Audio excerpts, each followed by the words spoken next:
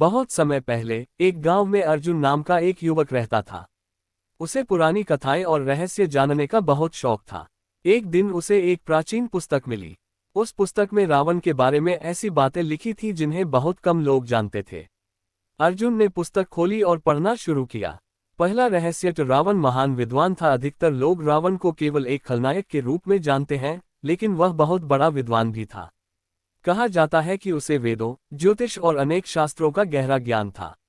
उसकी बुद्धि इतनी तेज थी कि बड़े बड़े ऋषि भी उसके ज्ञान का सम्मान करते थे।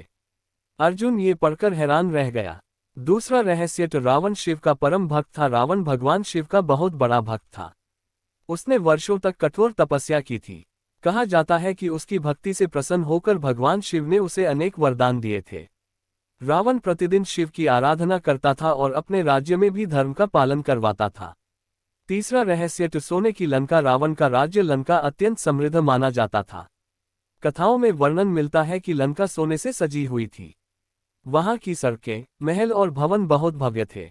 दूर दूर से व्यापारी वहां व्यापार करने आते थे। अर्जुन सोचने लगा कि इतना शक्तिशाली और समृद्ध राजा आखिर पराजित कैसे हुआ। चौथा रहस्य तो 10 सिरों का अर्थ। बहुत से लोग मानते हैं कि रावण के सचमुच 10 सिर थे। कई विद्वानों के अनुसार 10 सिर उसके 10 प्रकार के ज्ञान और असाधारण बुद्धि का प्रतीक माने जाते हैं। यह उसकी विद्वता और क्षमता को दर्शाते हैं। अर्जुन को ये बात सबसे अधिक रोचक लगी।